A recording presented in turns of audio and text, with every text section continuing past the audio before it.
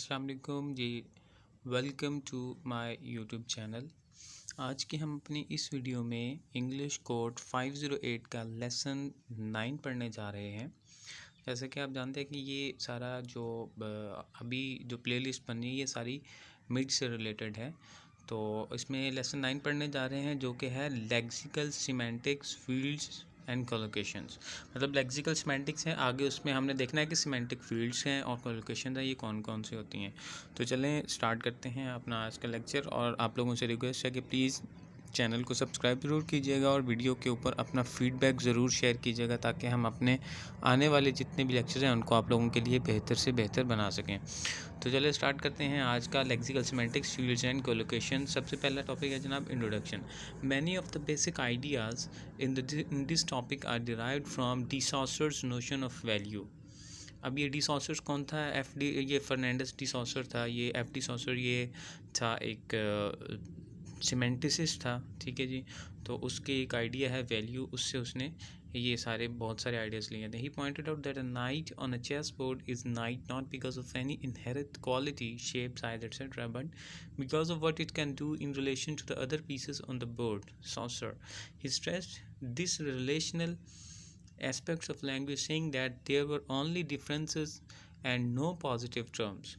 अच्छा जी, उसने कहा कि जब हम चेस मतलब जो लोग चेस खेलते हैं, ठीक है, शतरंज जो खेलते हैं तो उसमें डिफरेंट होते हैं आपके सारे। कोई उसमें किंग होती है, कोई क्वीन होता है, एक नाइट होता है, तो कुछ प्यादे होते हैं उसमें।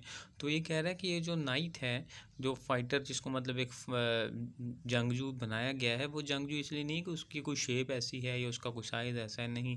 वो इसलिए है कि जो वहाँ पे दूसरी चीज़ें मौजूद हैं, जो दूसरे वहाँ पे प्यादे मौजूद हैं, वो उनके मुकाबले में उसका रोल एंड टास्क क्या है, वो क्या कर सकता है, इसलिए हम उसको नाइट कहते हैं। तो इसीलिए इसी चीज़ को वो अल्फाज के साथ करेगा कि हम अल्फाज के जो वैल्यू है वो भी उसकी बनते हैं दूसरे अल्फाज के रिलेशन के साथ। आगे वो कहता है he stress this relational aspects of language saying that there were only differences and no positive terms as differences are in some way related. For instance, he argued that sheep in English has a different value from mutton in French because English has also the word mutton. Meaning of words have their association with other words which can be in the form of paradigmatic or syntagmatic relationship, sense relations, collocations and idiomatic relations. अब वो एक sheep की उसने example दी। उसने कहा कि English में हम जो मतलब वर्ड शीप है उसको हम यूज़ करते हैं, लेकिन उसकी जो वैल्यू है वो जो मटन, उससे MOUTON उसने मटन का उसने वर्ड यूज़ किया। उसने कहा वो मतलब उससे थोड़ी उसकी वैल्यू डिफरेंट है, ठीक है, मतलब उसका थोड़ा सा मीनिंग कुछ और बन रहा है।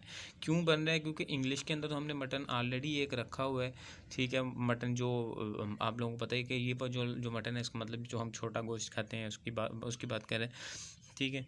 तो फिर आगे वो कहता है कि इसलिए जो हर वर्ड्स हैं, जो डिफरेंट वर्ड्स हैं, वो आपस में एक दूसरे के साथ किसी ना किसी तरह रिलेशंस में होते हैं, किसी ना किसी तरह उनकी एसोसिएशन एक दूसरे के साथ होती है। अब उनकी जो एसोसिएशन है दूसरे वर्ड्स के साथ वो पैराडिग्मेटिक भी हो सकती है और सिंटेगमेटिक भी हो सकती है। अब पैराडिग्मेटिक और सिंटेगमेटिक को आगे वो एक्सप्लेन करेगा। Paradigmatic and syntagmatic relations. Paradigmatic relations holds between concepts belonging to the same grammatical category. These relations cover a wide variety of association between words, including morphological and phonetics. For instance, in a red door and a green door, red and green are in paradigmatic relations to each other. अच्छा, उसने कहा कि जी ये जो पैराडिग्मेटिक relations होते हैं ना, ये इस तरह से होते हैं कि जो वर्ड्स एक ही कैटेगरी में आते हैं। फॉर एग्जांपल जो नाउन है ये एक अलग एक कैटेगरी है ग्रामर की। अब जितने भी ये ग्रामर के अंदर, ये नाउन के अंदर जितने भी हैं वर्ड्स हैं, जितने भी नाउन्स हैं, ये आपस में क्या है, ये एक दूसरे के साथ पैराडिग्मेटिक रिलेशन में है। फिर इसी तरह जो एडजेक्टिव्स होते हैं ये सारे एक दूसरे के साथ पैराडिग्मेटिक रिलेशंस में हैं और ये आपस में वर्टिकल रिलेशंस में होते हैं। वर्टिकल का मतलब है कि आपने एक बॉक्स के ऊपर दूसरा रखा, दूसरे के ऊपर तीसरा रखा, तीसरे के ऊपर चौथा रखा। तो जब आप नीचे से सबसे नीचे वाला बॉक्स निकाल लेंगे तो जो ऊपर वाले हैं ना वो नीचे आके उस जगह को, उस गैप को फिल कर देंगे। मतलब आपका जो स्ट्रक्चर है वो डिस्टर्ब नहीं होगा, एक क्या तो दूसरे ने उसकी जगह को रिप्लेस कर दिया। तो ये पैराडिग्मेटिक रिलेशन है। जिसमें उसने एग्जांपल दी कि एक रेड डोर है, ग्रीन डोर है। अब रेड की जगह पे हम ग्रीन लगा दें या ग्रीन की जगह पे रेड लगा दें तो मतलब हमारे सेंटेंस के ऊपर कोई फ़र्क नहीं पड़ रहा। तो ये पैराडिग्मेटिक रिलेशंस होते हैं. A paradigmatic relation is a set of linguistics or other units that can be substituted for each other in the same position with the sequence or structure. मतलब सेम पोजीशन सेम स्ट्रक्चर के ऊपर हम एक दूसरे को substitute कर सकते हैं, उनको अल्टर कर सकते हैं.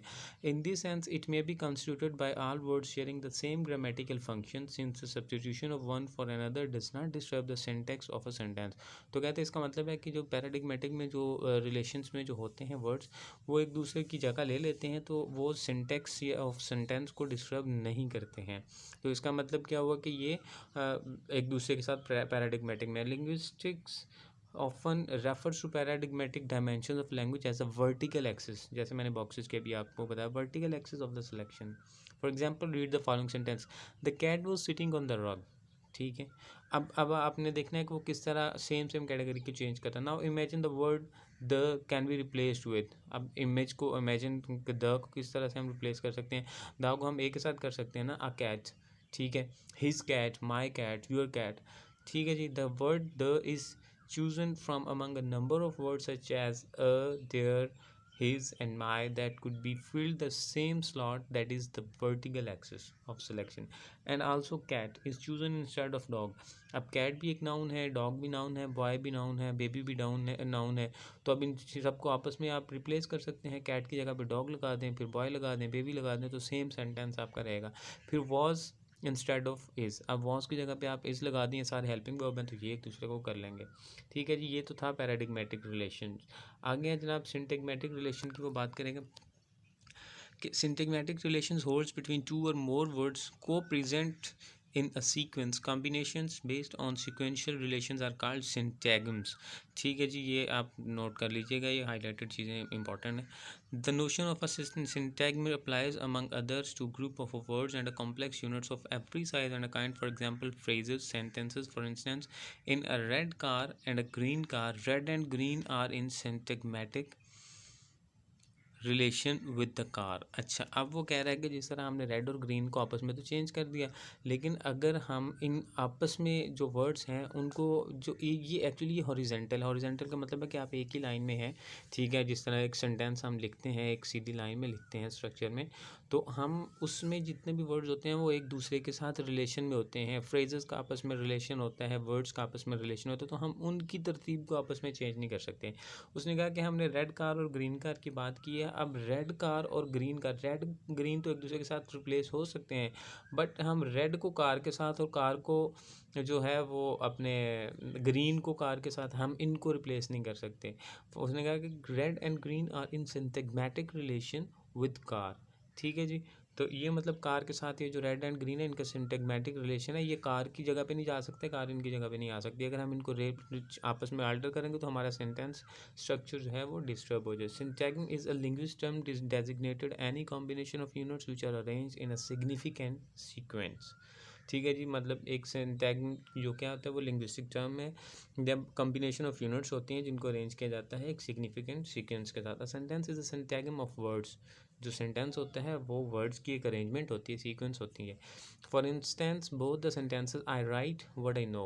अब ये उसने लिखा I write what I know and I know what I write consists of the same units I write what and know. However, the meaning of these two sentences are different because the units that composes the sentences are arranged differently based on the syntagmatic relation system, the horizontal axis. अच्छा, वो कहता है कि हमने sentence आपको दिया है आई right what I know.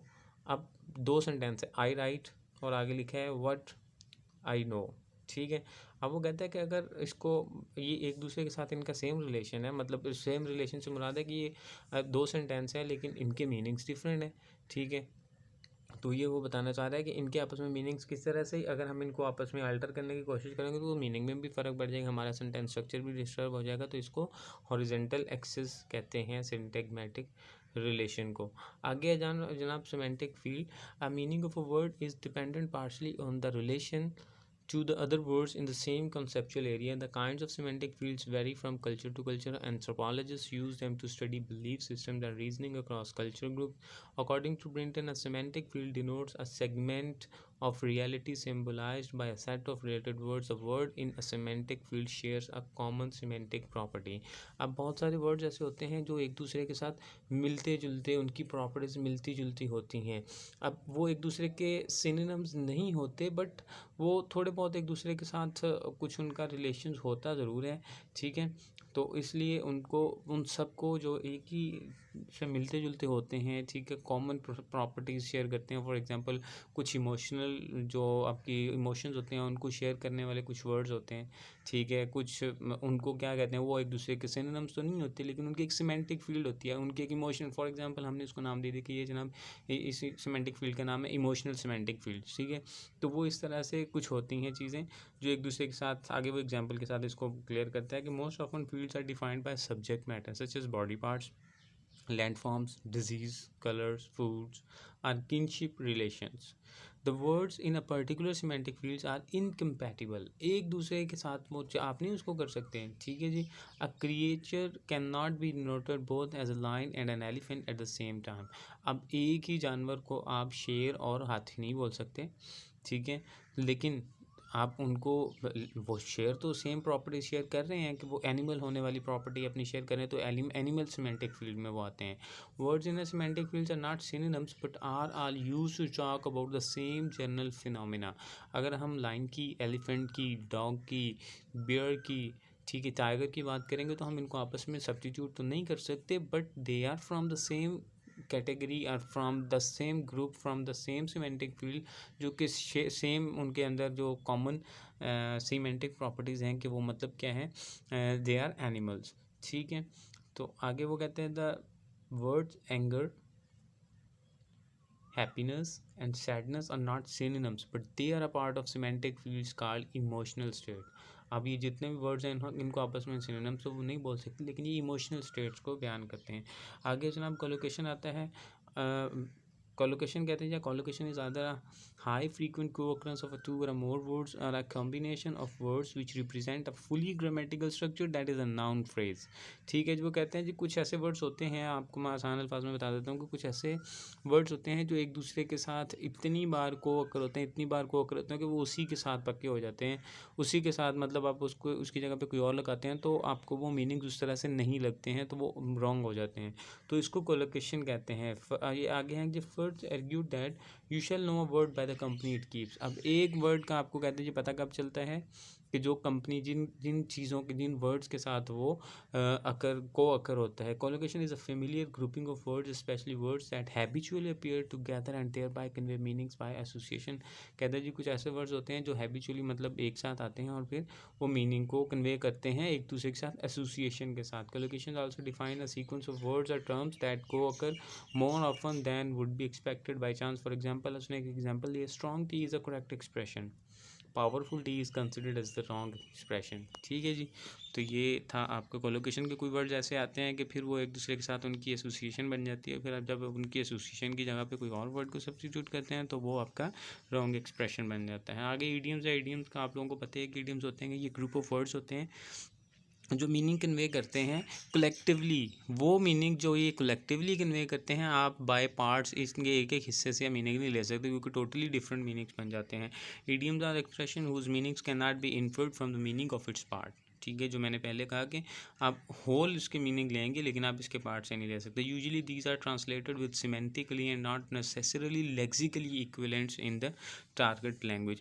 अब ये आप सिमेंटिकली इनके मीनिंग के हिसाब से इनको देखते हैं, आप अल्फाज जो लेक्सिकली जो आप डिक्शनरी का एक एक वर्ड का मीनिंग निकाल के नहीं देखते, ठीक है। आप टोटली जो होल फ्रेज होती है या होल जो भी आपका एक्सप्रेशन होता है उसी से लेते हैं। Majority of the idioms are homophones such as by and a large and a far and away.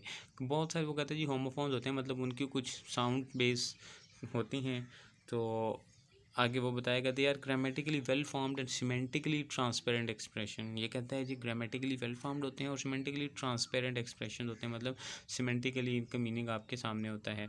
We can not replace its part हम इसके पार्ट्स को नहीं चेंज करें। विद अदर सिमेंटिकली और syntactically equivalent lexemes and idiom is a rigid word combination, ये इसकी definition है, ये आपको आ सकती है। And idiom is a rigid combination to which no generalities apply, neither can its meaning be determined from the meaning of its parts, nor can it participate in the usual word order variations. ठीक है जी, वो कहते हैं कि ये एक rigid मतलब एक फिक्स किस्म का एक वर्ड कॉम्बिनेशन होता है जिसको आप क्या कर सकते हैं, जिनके ऊपर आप कोई जर्नलिटीज़ अप्लाई नहीं कर सकते कि किसी और को वर्ड किसी और के साथ लगा दें, और ना ही इसकी मीनिंग्स जो हैं वो इसके पार्ट्स से आप अलग अलग एक एक वर्ड के मतलब से निकालते हैं, और ना ही आप इसको क्या कर सकते हैं वर्ड ऑर्डर वेरिएशन में हम इसको भी नहीं लेके आ सकते हैं। आगे कहते हैं जी idiom involve collocation of a special kind, for instance. अब आगे उसने कहा कि ईडियम के अंदर स्पेशल किस्म की कोलोकेशंस होती हैं, मतलब वर्ड्स एक दूसरे के साथ बाउंड होते हैं मीनिंग्स देने के लिए। किक द बकेट, अब किक द बकेट का मतलब अगर आप देखेंगे तो वैसे तो जो सामने नज़र आ रहा है वो तो लेक्सिकल इसके जो मीनिंग है वो तो ये आ रहा है कि किसी बकेट को किक मारना, बट इसका जो सिमेंटिकली इसका जो मीनिंग है जब आप इसको सर्च आउट करते हैं तो इसका मतलब होता है टू डाई।